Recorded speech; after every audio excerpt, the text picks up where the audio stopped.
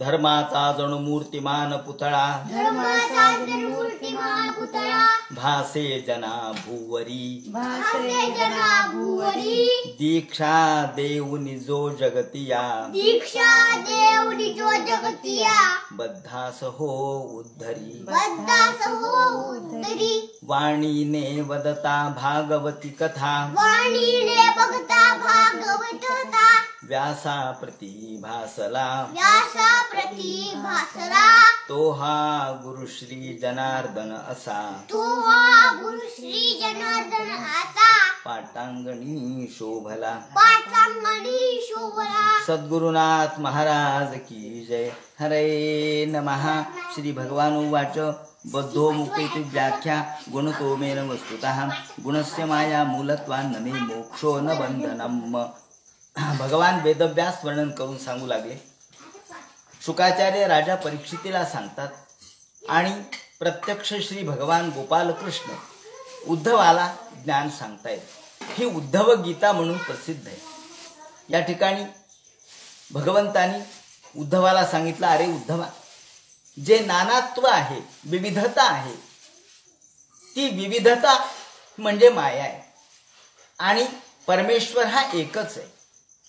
उदाहरण देताना त्यांनी असं दिलेलं आहे की ज्याप्रमाणे नाद हा भिन्न भिन्न वाद्यामधून व्यक्त होतो, तो तबल्यातून व्यक्त होतो, मृदंगातून व्यक्त होतो, बासरीतून व्यक्त होतो।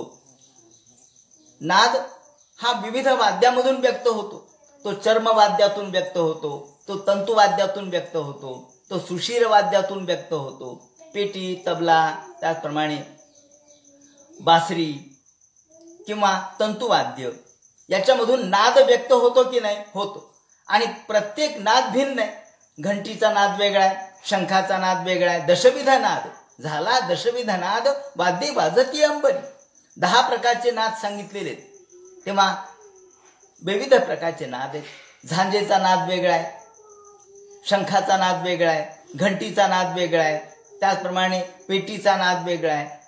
तसाच नाद म्हणजे आवाज। कशामुळे वेगळा आहे? हो म्हणले, नाद तर एकच आहे। हो, वाद्य भिन्न आहेत। वाद्य म्हणजे उपाधी। ही गोष्ट लक्षात ठेवा की उपाधी भिन्न आहे, त्याप्रमाणे आवाज भिन्न आहे, पण तसा नाद एकच आहे। ब्रह्मानंदाचा आनंद एकच आहे, परंतु उपाधी भेदाने मग भिन्न भिन्न प्राणी मात्रामध्ये तो भिन्न भिन्न पद्धतीने व्यक्त होतो। या ठिकाणी ते म्हणतात, जसा नाद हा एकच आहे, पण वाद्य भिन्न असल्यामुळे, वाद्याच्या विभिन्नतेमुळे तो भिन्न भिन्न दृष्टीने प्रगट होतो। म्हणजे नानात्व कुठे आहे? नानात्व वाद्यांच्या, उपकरणांच्या मध्ये। हे उपकरण, वाद्य भिन्न भिन्न असल्यामुळं, म्हणजे उपाधी भिन्न असल्यामुळं, अर्थात उपाधी भेदाने, हा मूळ मुद्दा आहे की उपाधी भेदाने मूळ तत्व भिन्न वाटतं। आणि उपाधी म्हणजे माया, मूळ तत्व म्हणजे ईश्वर। या दृष्टीने ते म्हणतात ही सगळं माईकच आहे। दर्पणे, माऊलींनी एका ठिकाणी उदाहरण दिले 15व्या अध्यायात, दर्पणाचेनी आधारे एकची करुणी दुसरे।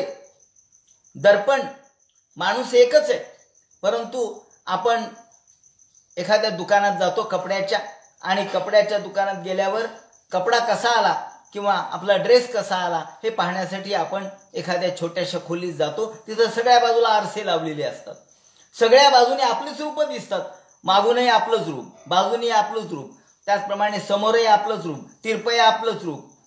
आपण एवढे आहेत का? हो ना, आपण एकच आहे, पण आरसे भिन्न आहेत।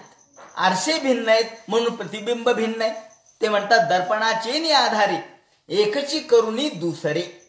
दर्पण भिन्न असले की त्याप्रमाणे येणारं प्रतिबिंब, पडणारं प्रतिबिंबही भिन्न आहे, पण मूळ व्यक्ती एकच आहे। व्यक्ती 10 नाही आहेत, आरसे 10 आहेत, व्यक्ती एकच आहे। त्याप्रमाणे प्रतिबिंब हे जसे भिन्न भिन्न पडतात, तसा मूळ आत्मा एकच आहे। मूळ चैतन्य तत्व एकच आहे, पण प्रत्येक जीवामध्ये चैतन्य आहे। त्या प्रत्येक जीवाच्या उपाधीने ते आपल्याला भिन्न वाटतं, म्हणून मूळ चैतन्य सगळीकडे सारखंच आहे।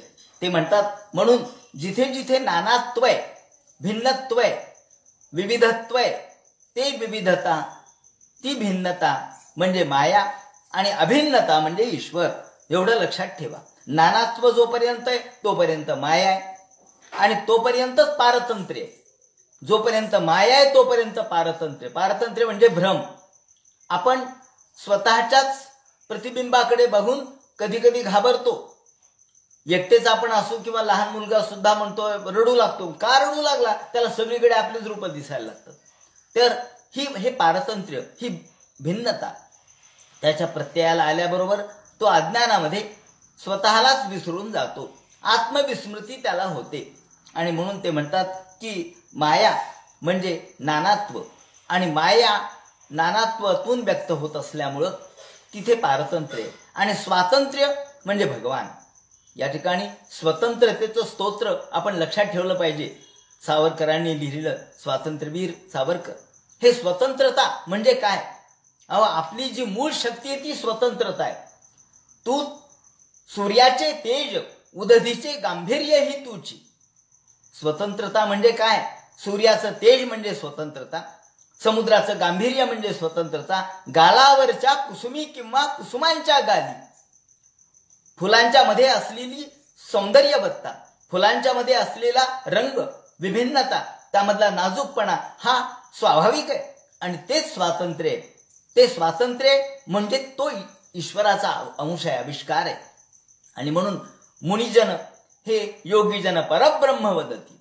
योगीजन यालाच परब्रह्म म्हणतात. तेव्हा वीर सावरकरांनी फार महत्वाचं तत्वज्ञान सहजपणाने त्यामध्ये गोवलेलं आहे. सांगायचं असं की पारतंत्र्य म्हणजे माया आणि स्वातंत्र्य म्हणजे ईश्वर. कारण ईश्वराच्या अनेक लक्षणांच्या पैकी स्वातंत्र्यम कौशलम असे लक्षण दिलेले असो. ज्याप्रमाणे यावदस्याव स्वतंत्रत्वम तावद ईश्वरतो भयम. आणि मग भगवान म्हणतात बद्धो मुक्त इति व्याख्या गुणतो मेन वस्तुतः गुणस्य माया मूलत्वात् न मे मोक्षो न बंधनम. फार महत्वाचा सिद्धांत या ठिकाणी सांगितलाय. या 11व्या स्कंधातल्या 11व्या अध्यायामध्ये श्रीकृष्ण म्हणतात बद्ध आणि मुक्त. कोणाला बद्ध म्हणावं आणि कोणाला मुक्त म्हणावं? गुण तो मेन वस्तुतः. वास्तविक मला गुण चिटकत नाहीत, गुण मला लागत नाहीत. मी गुणाच्या पलीकडचा आहे. मी निर्गुण निराकार निर्विकार आहे. आत्मा आत्मतत्व हे निर्गुण निराकार निर्विकार आहे. परंतु गुणामुळे किंवा गुणाच्या संपर्कामुळं हा आत्मा तसा वाटतो. गुणाच्या संपर्कामुळं आपण भ्रमित होतो. त्यांनी उदाहरण दिले की बद्ध म्हणजे काय आणि मुक्त म्हणजे काय. वास्तविक बद्धता आणि मुक्तता ही या अवस्था आत्म्याला नाहीत.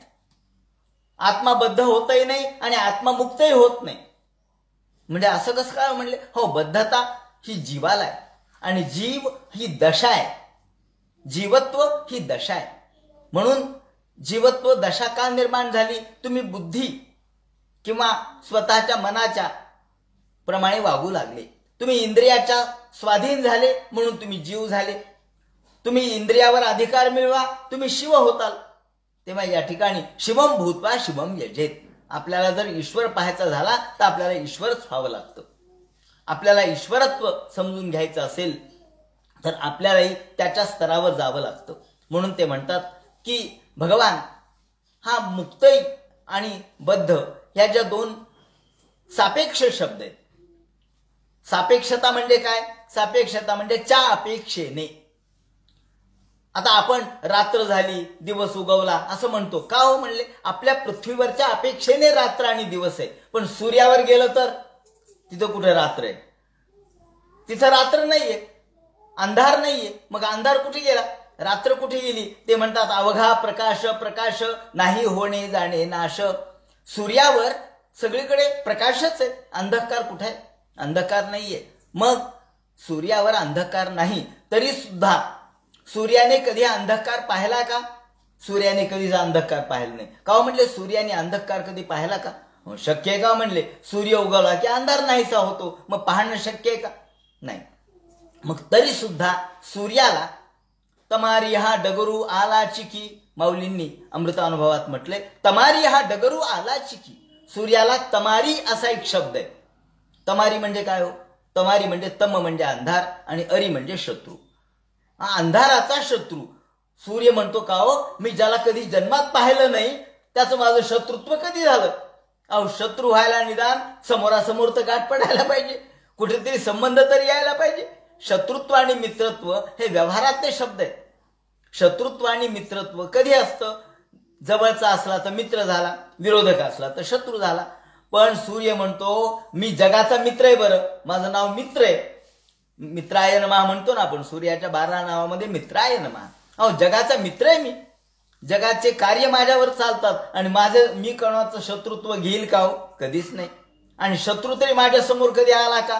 अंधार नावाचा कधीच नाही. मग माझ्यावरती तमारी हा डगरू आला चिकी, तमारी शब्द मला का वापरला म्हणले तुम्ही?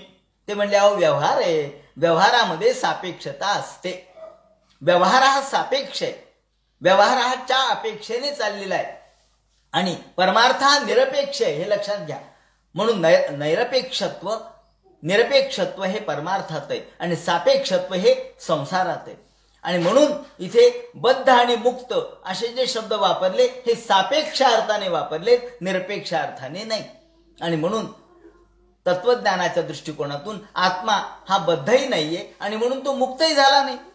तो मुक्त होण्याचं कारण नाही, तो मुक्तच आहे. जो नित्य मुक्त शुद्ध बुद्ध आहे तो कधीच बद्ध झाला नाही. त्याला आपण तो बद्ध झाला, तो मुक्त झाला असं का म्हणतो? ते म्हणले अहो, याचं कारण असं आहे की आपण या सगळ्या गोष्टीला त्रिगुणाच्या दृष्टिकोनातून पाहतो. आणि सूर्य उगवला, सूर्य मावळला हे जसं आपण म्हणतो, प्रत्यक्षात सूर्य उगवतही नाही आणि मावळतही नाही. शब्दखंडनामध्ये माऊलींनी हे अमृतानुभवात मांडलेलं आहे की शब्द कसे फसवेत. शब्द आपल्याला सूर्य बुडाला म्हणले, कुठं? समुद्रात. कुठे बुडाला? पलीकडे तो सोन्याचा गोळा. सूर्य कुठं बुडला म्हणले? समुद्रात बुडला. या भागवतात सुद्धा एका ठिकाणी विवरण आलेलं आहे. श्रीकृष्ण जेव्हा द्वारकेला पोहोचतात तेव्हा अनर्थ नगरीमध्ये पोहोचतात आणि नंतर सूर्य बुडाला असं वर्णन आहे. आता का हो म्हणले सूर्य कसं काय बुडेल? सूर्य बुडत नाही, बुडाल्यासारखा वाटला. बुडत नसतो सूर्य, बुडाल्यासारखा वाटतो. पण आपण सहज म्हणतो सूर्य बुडला, सूर्य उगवला. सूर्य उगवतही नाही, सूर्य मावळतही नाही, सूर्य बुडतही नाही. आपण प्रत्यक्षामध्ये पायात चप्पल घाल म्हणतो, अंगात शर्ट घाल, बरोबर आहे. आपण असं म्हणतो अंगात शर्ट घाल, पायात चप्पल घाल. वास्तविक चपलेत पाय घालतो. पायात चप्पल घालतो का? चपलेत पाय घालतो, अंगात शर्ट नाही घालत. तर आपण शर्ट अंगात मध्ये घालतो, अंग शर्टात घालतो, अंग शर्टात घालतो, पण आपण म्हणतो अंगात शर्ट घाल.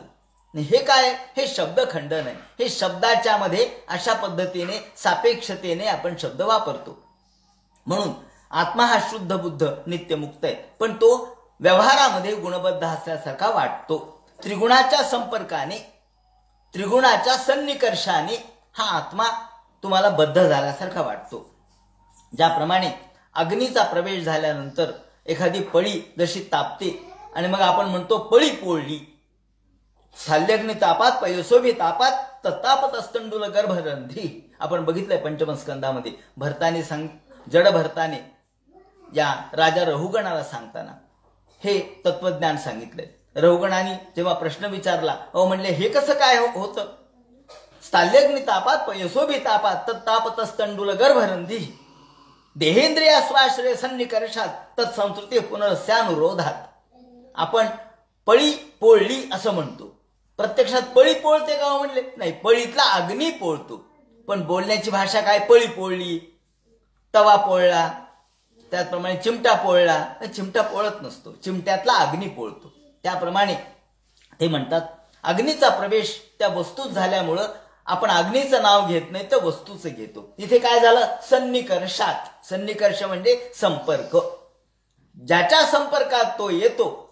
आता अग्नीच्या संपर्कात पळी आल्यामुळं पळी पोळली असं आपण म्हणतो. तसं या पंचेंद्रियाच्या संपर्कामध्ये आत्मा येतो, दशेंद्रियाच्या संपर्कात आत्मा येतो, व्यवहाराच्या संपर्कात आत्मा येतो, गुणांच्या संपर्कात आत्मा येतो, मायेच्या संपर्कात आत्मा येतो. आणि म्हणून आपण मायेचं या ठिकाणी नाव घेतो आणि म्हणून गुणाचं नाव घेतो.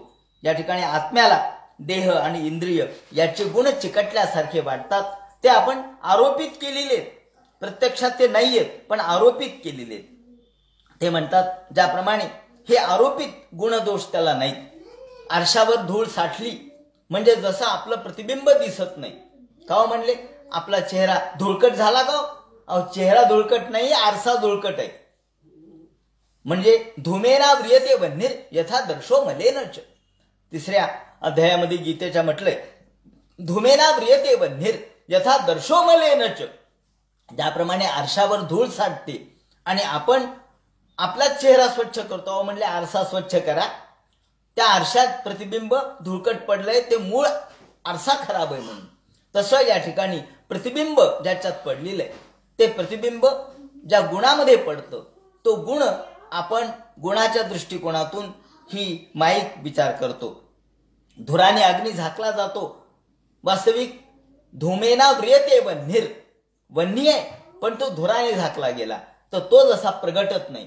आरसा आहे पण धुळेने माखला तर जसा तो प्रतिबिंब नीट पाडित नाही. त्याप्रमाणे आपला आत्मा हा प्रतिबिंबित झालेला जो देह आहे, ज्या देहामध्ये हा प्रतिबिंबित होतो तो देह आपण माईक आहे हे ओळखलं पाहिजे.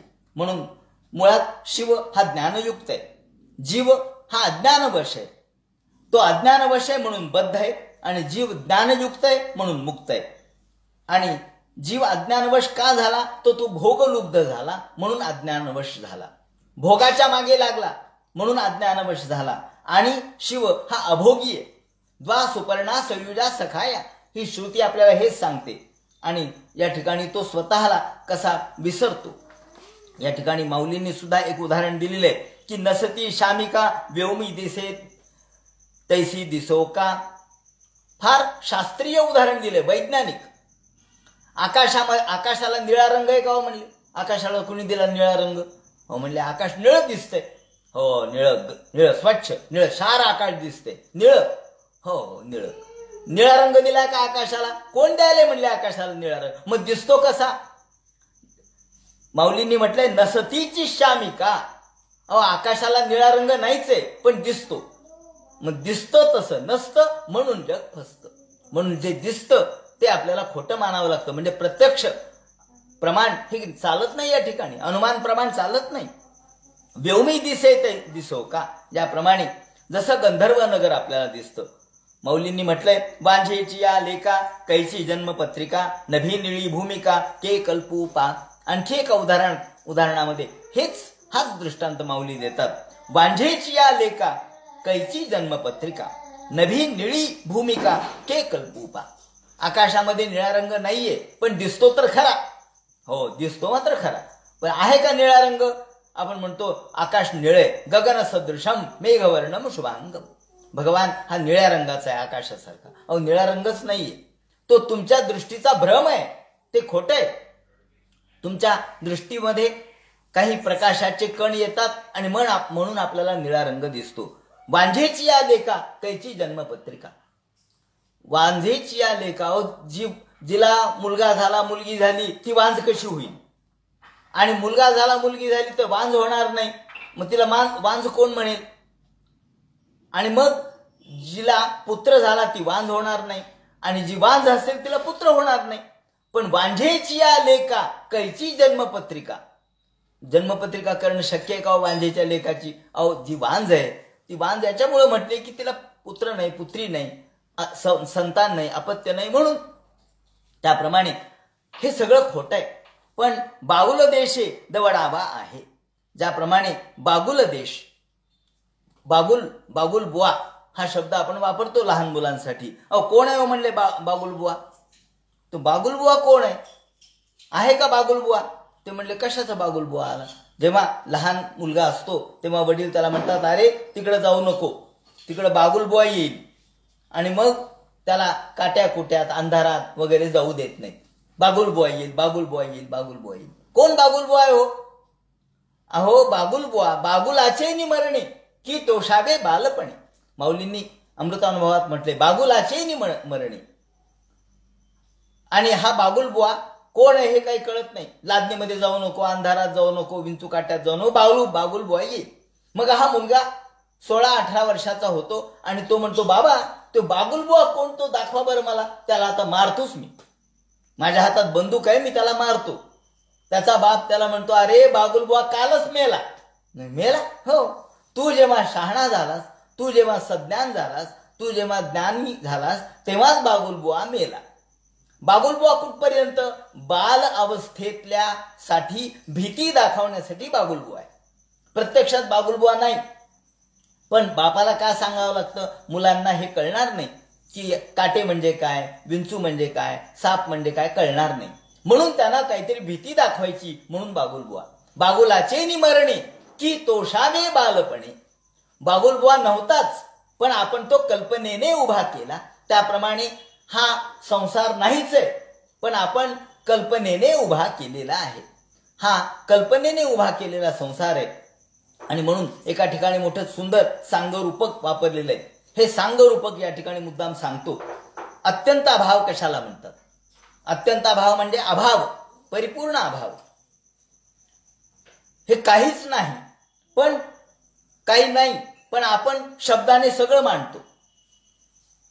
जसं वांझेची या लेखा कैसी जन्मपत्रिका म्हटलंय, त्याप्रमाणे वांझ या स्त्रीचा, आता जी स्त्री वांझ आहे तिला मुलगा होऊ शकत नाही, तिला अपत्य नाही, हे खरंय.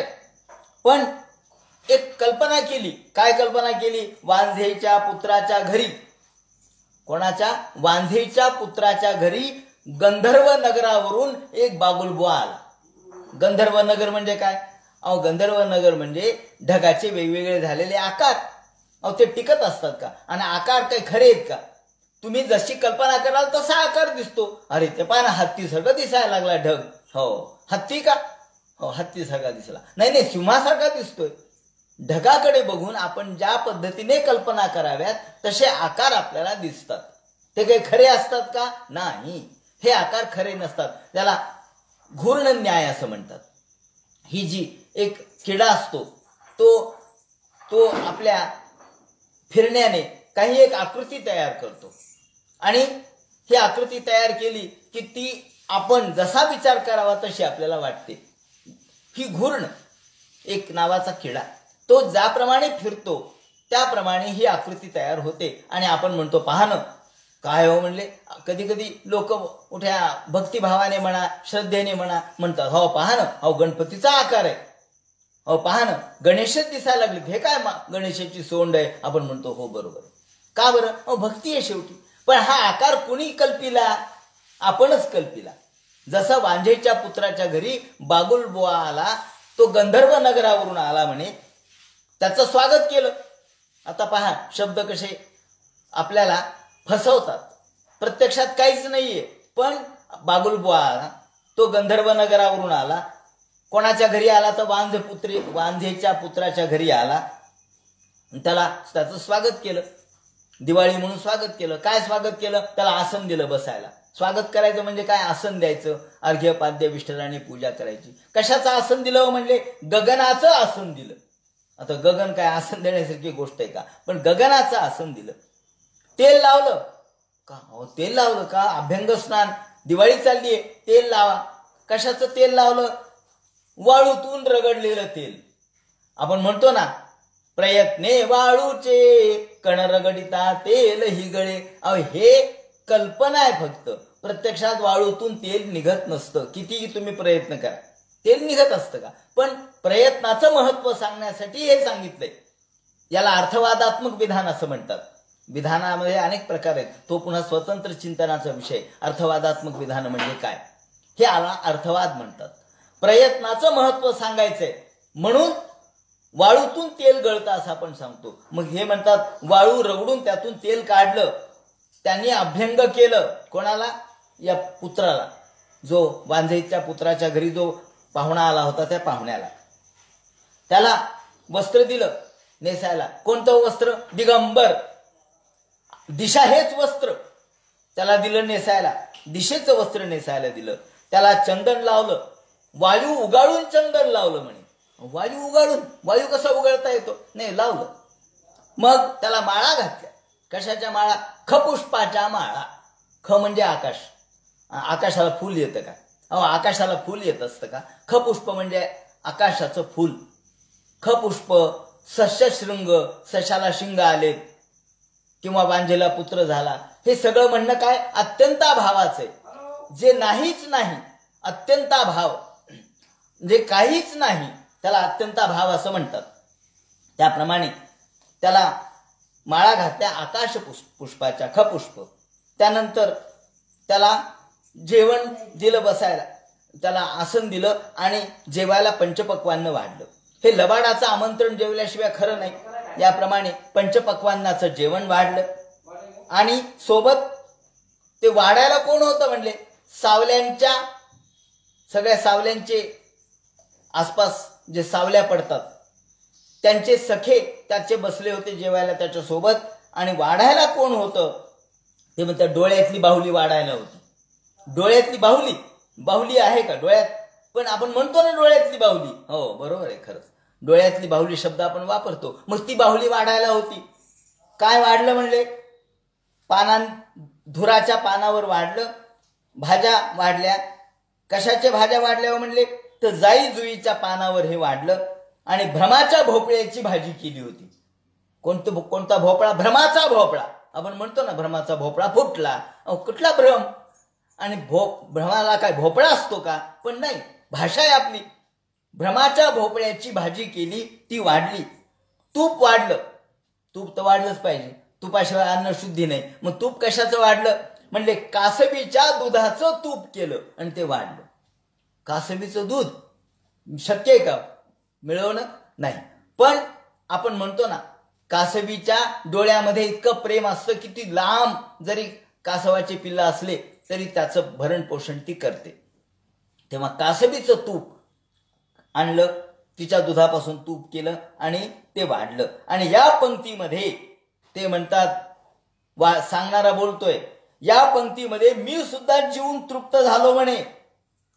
असं भुकेलेल्या लोकाला यांनी सांगितलं. त्या पंक्तीमध्ये मी बसलो होतो आणि माझे जेवण झालं. वा वा. म्हणले हे खरं कोण मानायले का? लोकांना सांगितलं तरी विश्वास बसेल का? कारण हे सगळंच खोट आहे, हे सगळंच भ्रमात्मक आहे, हे सगळंच कल्पनात्मक आहे. म्हणून हा विश्व संसार सुद्धा कल्पनात्मक आहे. आणि हा अश्वत्थ, जो अश्वत्थ वृक्ष आपण 15व्या अध्यायामध्ये म्हणतो, हा अश्वत्थ वृक्ष कसा आहे? ऊर्ध्वमूल मधशाख अश्वत्थम प्राहुरव्ययम छंदांसी यस्य परिणानी यस्य वेदस वेदवित. हा अश्वत्थ वृक्ष म्हणजे काय? हा संसारच आहे.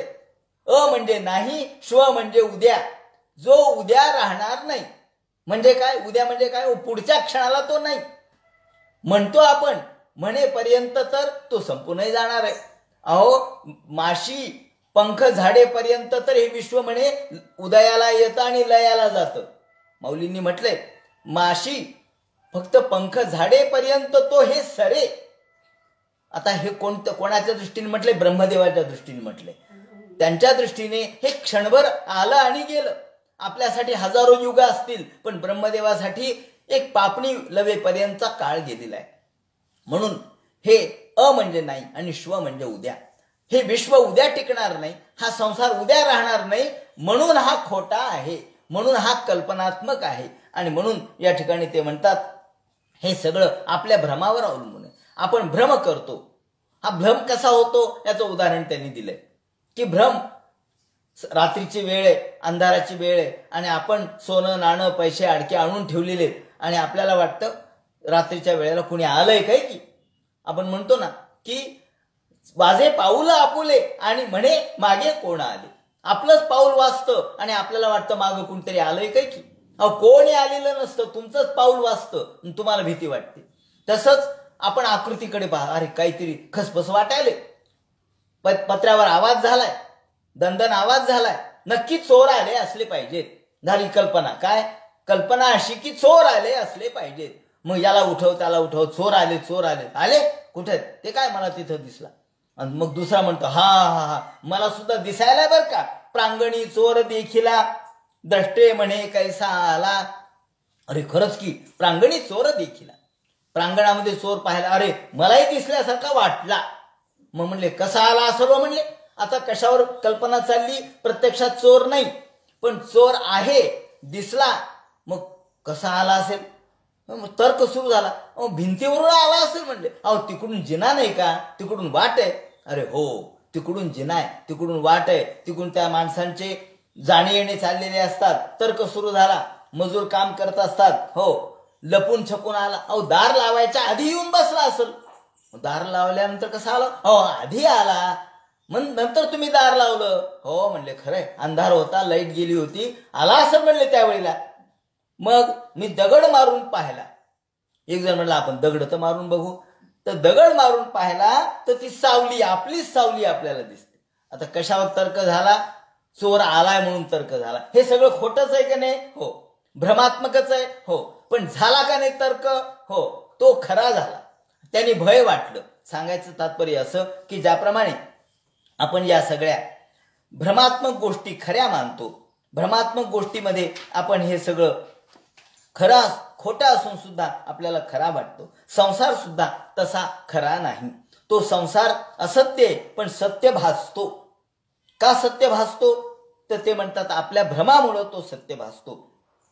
वास्तविक आपली सावली, आपल्या सावलीवर आपलं काय प्रेम असण्याचं कारण आहे? माझी सावली आहे, माझी सावली. मग सावली असली म्हणून काय झालं? तुझी आहे का ती? तुझा काय संबंध आहे का तिचा? मग पडली, समजा सावली विष्ठेवर पडली, अरे मग आपल्याला विटाळ झाला असेल का? विष्ठेवर पडली. पण माझी सावली आहे ना, ती विष्ठेवर पडली आहे ना, म्हणजे काय विटाळ होतो काय? सावली आपल्यापासून भिन्न आहे हे कळत नाही. आणि म्हणून नाही नाही नाही माझी सावली पडली किंवा त्याची सावली माझ्यावर पडली. पूर्वीच्या काळात असं चालायचं, पेशवे काळामध्ये, की सावली अंगावर पडली तरी विटाळ झाला म्हणायची. कोणाची सावली पडली? नाही नाही म्हणले, त्याची सावली माझ्या अंगावर पडली, मला विटाळ झाला. अहो सावली खोटी आणि विटाळ खोटा. पण तुम्ही तोच जर खरा मानायला लागला तर काय अर्थ आहे? म्हणून सावली मोठी आणि लहान जशी होते, पण माझ्यात तो बदल होत नाही. दिवसा म्हणजे सकाळच्या वेळेला आणि संध्याकाळच्या वेळेला सावल्या लांब पडतात, म्हणजे मी काय लांब झालो का?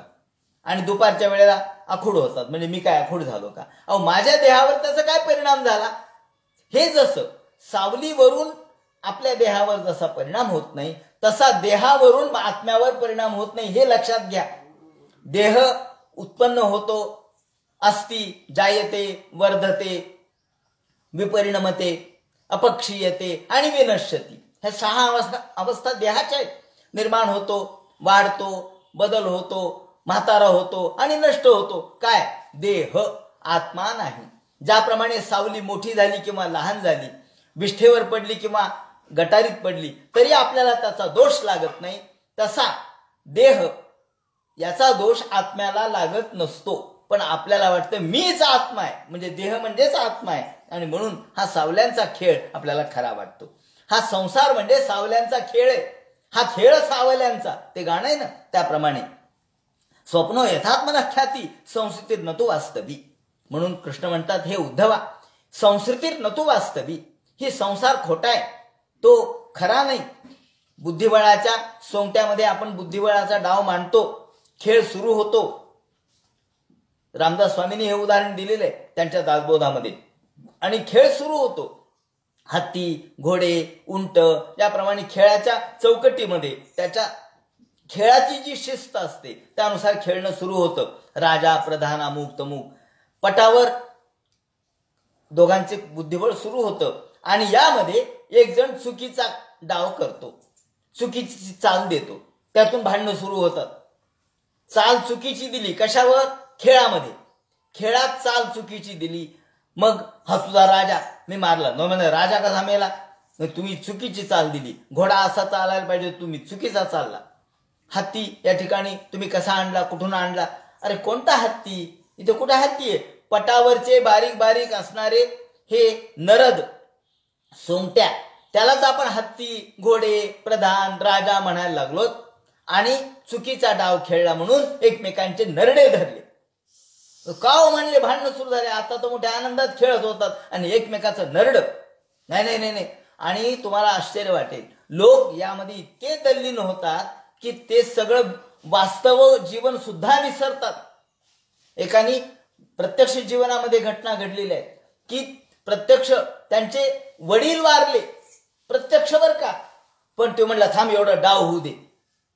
आता प्रत्यक्ष जीवनामध्ये वडिलांचा मृत्यू झाला पण तो कळला नाही, तो मनापर्यंत गेला नाही, डाव माझा महत्वाचा आहे. आणि मग जेव्हा कळालं की अरे अरे अरे माझे वडील खरे गेले आणि आपण खोट्या डावात तंग झालो, त्या माणसाने आयुष्यभर पुन्हा हातात सोंगटी घेतली नाही. त्यांना विचारलं का, तर ते म्हणले नाही, या सोंगटीनं माझ्या प्रत्यक्ष जीवनातले वडील गेल्यानंतरही मला दुःख वाटलं नाही, क्षणभर मी विसरलो आणि डाव महत्वाचा वाटला.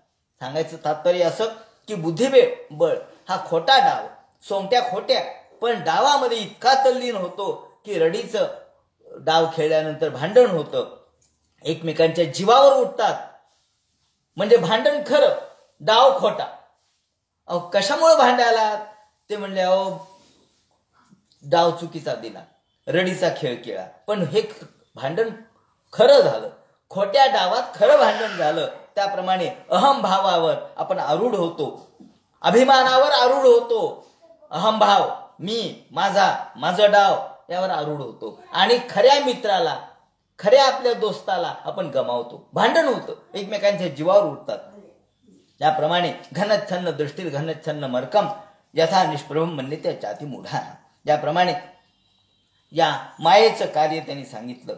आणि आपण मुक्तच आहेत वास्तविक, आपण बद्ध नाहीतच, परंतु विनाकारण स्वतःला आपण बद्ध मानलं. पाण्यात काठी वाकडी दिसते, खरं का खोटं होय? खरंय, पाण्यात काठी वाकडी दिसते. आपण हौदामध्ये पाणी आहे, बकेटमध्ये पाणी घ्या आणि त्यात काठी ठेवा, ती वाकडी दिसते. खरी आहे का खोटी वाकडी? वाकडी दिसती, खरी आहे. वरती काढली की सरळ, मग वाकडी का दिसली? तो आपल्या दृष्टीचा दोष आहे.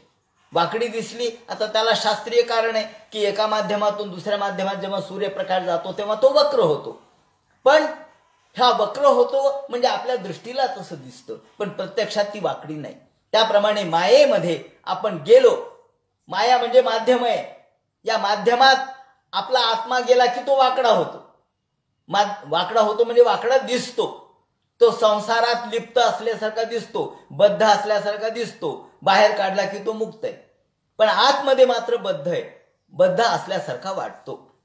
म्हणून ते म्हणतात की हा बद्ध आणि मुक्त, बद्धो मुक्त इथे व्याख्या गुणतो मेन वस्तुतः गुणस्य माया मूलत्वात न मे मोक्षो न बंधनम.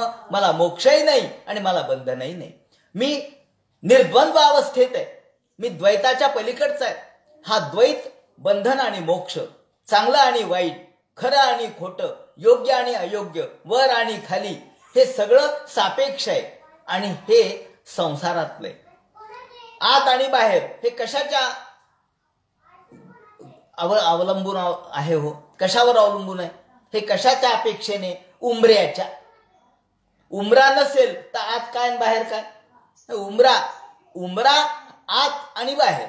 उमऱ्याच्या आत आपलं घर, उमऱ्याच्या बाहेर बाहेरची पायरी किंवा बाहेर आपण म्हणतो. पण बाहेर आणि आत हे कशावर ठरलं? उमऱ्यावर ठरलं.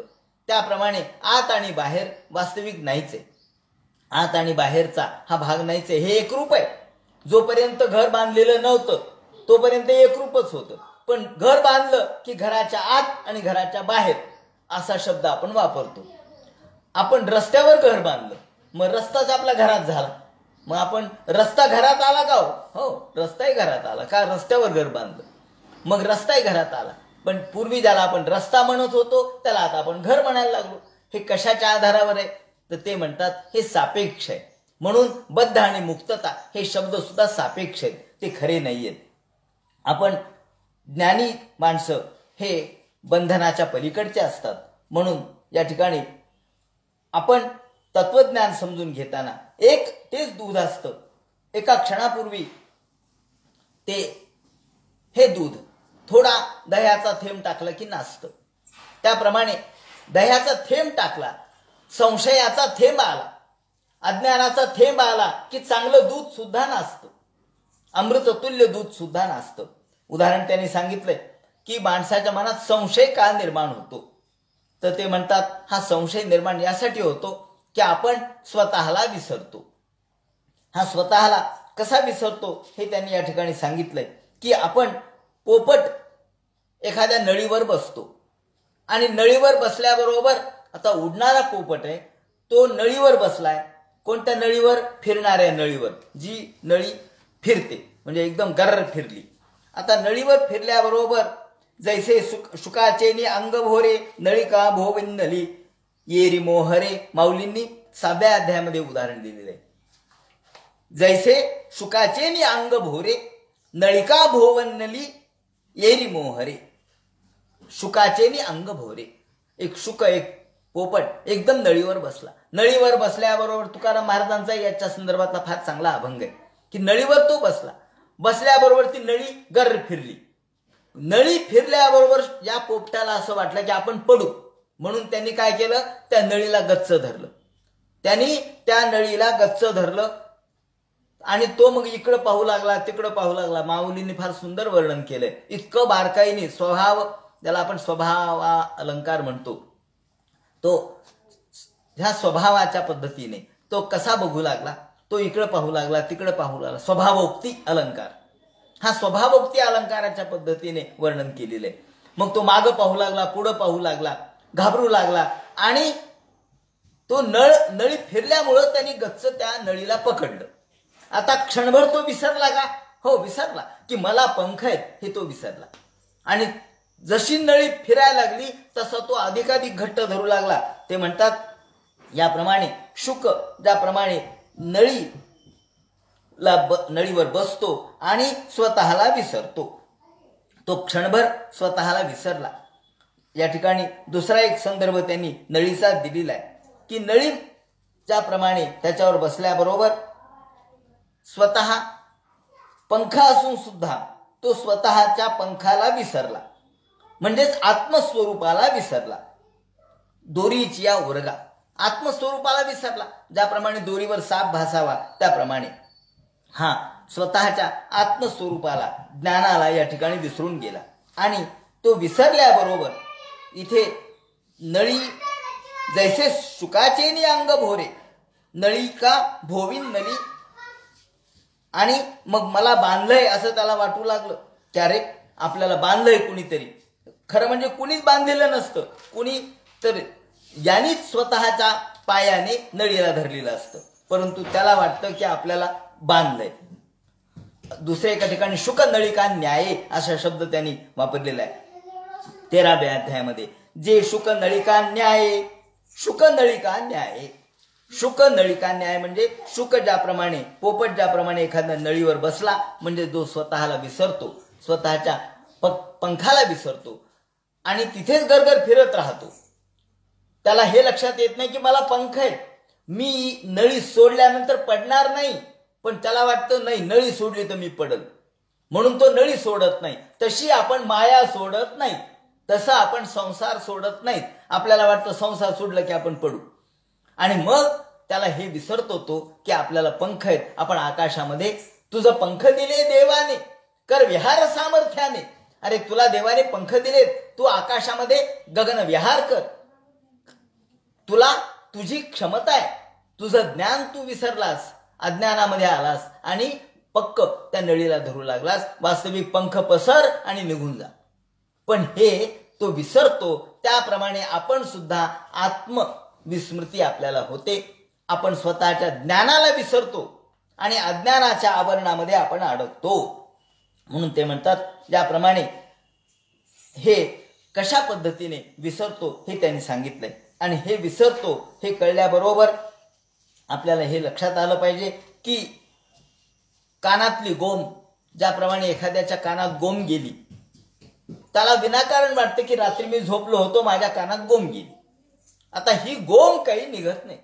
का हो म्हणले? नाही वळवळच करायला, गोम कुणी काढली नाही, गोम कुणी काढली नाही. डॉक्टरकडे गेला, कानाच्या डॉक्टरकडे गेला, अहो गोम नव्हतीच गेलेली तर येईल कशी? 15 दिवस परेशान. त्याचा मित्र त्याला एके दिवशी भेटला. तो म्हणले काय रे बेजार कशामुळे? अहो म्हणले कानात गोम गेली, कोणी काढीच ना, हे काय वळवळ करू लागली, रात्रीच्या वेळेला मी झोपला असताना गेली. आणि मग ज्याच्या लक्षात आलं मित्राच्या की अरे याच्या कानात गोम नाही गेली, याच्या मनात गोम गेली. मग तो म्हणला मी काढतो. हो म्हणलं मलाही ते काढता, मी हे ज्ञान शिकलोय म्हणला. तो म्हणला ठीक आहे, तू असं कर म्हणला, डोळे झाक, झोप, मी तुझ्या कानात गोम काढतो. आणि त्यांनी सगळ्या गोष्टी केल्या. गरम पाणी आणलं, ते थोडंसं कोमट केलं, एक पिचकारी आणली, ती त्याच्या काही त्याचा काही संबंध नव्हता. यांनी एक गोम मात्र आणली होती, ती एका डबीत घालून ठेवली आणि नंतर याला डोळे झाकायला लावले, बाकीचे सगळे उपचार केले आणि म्हटला हे बघ मी तुझी गोम काढतो. एक चिमटा आणला आणि एकदम इकडची गोम घेतली, त्या चिमट्यांनी धरली आणि हे बघ म्हणले तुझ्या कानातली गोम काढली. हा बरोबर आहे म्हणले, तू हुशार निघाला म्हणले, माझ्या कानातली गोम काढली तू. डॉक्टरला जमलं नाही ते तुला जमलं. आता कानात गोमच नव्हती. अगा जे घडलेची नाही त्याची वार्ता पुसशी काही.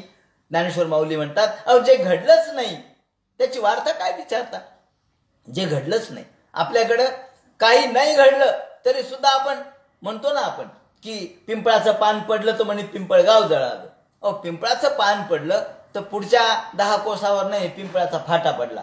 त्याच्या पुढे काय झालं म्हणजे काय नाही पिंपळाचं झाड पडलं आणि पुढे गेला तर पिंपळगाव जळालं म्हणे. कशाचं पिंपळगाव जळालं म्हणजे शब्दाने शब्द वाढत जातो. माया कशी वाढते, माया कशी स्वतःचं आवरण निर्माण करते. मनामध्ये याच्या गोम होती, ती बरोबर मित्राने ओळखली आणि याच्या कानातली नव्हे तर मनातली गोम काढली. त्याप्रमाणे अगाजे घडलीच नाही त्याची वार्ता पुसशी काही. ही संसार सुद्धा असाच आहे जो नाहीच आहे, पण आपण तो आपल्या कल्पनेने वाढवतो. हा संसार नाहीच आहे पण कल्पनेने आपण तो निर्माण करतो. देहाचे धर्म आपण आत्म्यावर आरोपित करतो. याप्रमाणे ते म्हणतात नाना बांधोनिया डोळे घराणीला लाजती मुक्ता फळे तरी तयाचे काय कळे मोल माना. याप्रमाणे आपण हे सगळं ज्ञान विसरून जातो आणि स्वतःला भिन्न भिन्न पद्धतीने वेगवेगळ्या अज्ञानामध्ये अडकून टाकतो. या दृष्टीने माऊलींनी हा संदर्भ दिलेला आहे. पाण्याचा प्रवाह जसा तोच नाहीये, पाणी पुढे गेलेले पण आपल्याला तोच वाटतो. हे काय हेच नदी आहे, हेच पाणी आहे, अहो हे कशाचं, ते गेलं 10 मैल पुढे. तसा काळाचा प्रवाह आहे. आपल्याला काळ तोच वाटतो पण तो गतिमान आहे. माया गतिमान आहे, काळ गतिमान आहे आणि म्हणून या ठिकाणी ही गती आपल्या लक्षात येत नाही. या दृष्टीने कावळा हा एका बुबळात, आपण कावळ्याला एकाक्ष म्हणतो, वास्तविक तो दोन्ही डोळ्यातून बुबळ फिरवतो. तो इतक्या गतीने फिरवतो की आपल्याला तो एकच आहे असं वाटतं. त्याप्रमाणे हे वाटणं म्हणजे माया, हे लक्षात घ्यायचं. वाटणं म्हणजे माया, भास म्हणजे माया, म्हणून भ्रम म्हणजे माया. ही आवरण आणि विक्षेप निर्माण करणारी ती माया. म्हणून गुणतो मेन वस्तुतः, माझ्यावरती गुण नाही पण तुम्ही गुणाचा आरोप माझ्यावर करता. आणि गुणस्य माया मूलत्वात, हे सगळे गुण मायेवर अवलंबून आहेत. न मे मोक्षो न बंधनम, ज्याप्रमाणे गोपाल कृष्णाने या उद्धवाला हे ज्ञान सांगितलं. आता पुढे कृष्ण उद्धवाला आणखी काय ज्ञान सांगतील. आत्मान मन्यन सच वेद विद्वान न पिप्पलादो न तु पिप्पलादः यो विद्यायुग सतो नित्यबद्धो विद्यामयो सतो नित्यमुक्तः. आपण नित्यमुक्त कसे आहोत या संबंधीचे विवेचन ते कसे करतील. आणि शेवटी एक उदाहरण या ठिकाणी गान दुग्धदोहम असतींच भार्याम देहम पराधीन मसत प्रजांच वित्तम स्वतीर्थी कृतमंग वाचम ही नामयम रक्षती दुःख दुःखी. तेव्हा एका दरिद्री असणाऱ्या ब्राह्मणाचं उदाहरण आणि भाकड गाय सांभाळून तो कसा दुःखी होतो या संबंधीचे जे उदाहरण ते सांगतील. तो सगळा भाग उद्या सांगण्यात येईल. पुंडली कवरदे हर विठ्ठल सीताकांत स्मरण जय जय राम पार्वती पते हर हर महादेव श्रीमज्जनार्दन गुरुमूर्तये नमः. हरे राम